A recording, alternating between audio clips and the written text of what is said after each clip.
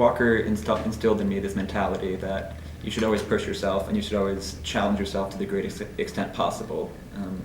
I remember before my freshman year, I went into Mr. Murphy's office to try to get my schedule sorted out. I didn't like the schedule they gave me, and he took a look at the schedule and he said, "Josh, you're right, this is no good." And what he did is he manually transferred me into the classes with the more challenging teachers that were actually above my grade level. So he gave me Mr. Holman for honors pre-calc, and then he actually told me, "Hey Josh, instead of taking this elective, you should take AP Stats." And I look at him and I'm like, "I'm a freshman, you want me to take like 2 junior level math classes? Is that humanly possible?" And he looks at me and he said, "Well, you could do it."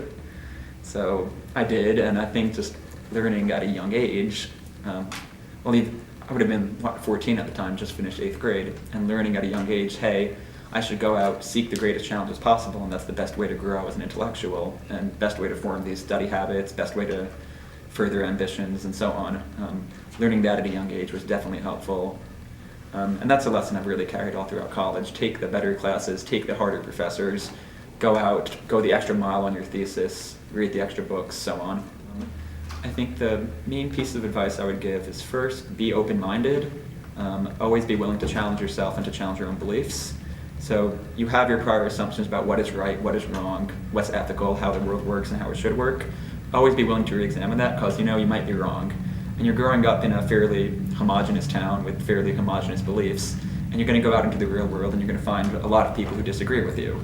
And the best advice I could give is listen to them. And the second major piece of advice is just sit down and read everything. And I think that's just good advice for life in general. Read everything you could possibly read on your subject, because that's really the only way to have a complete and thorough, well, as complete as possible, a complete and thorough worldview and knowledge of your situation.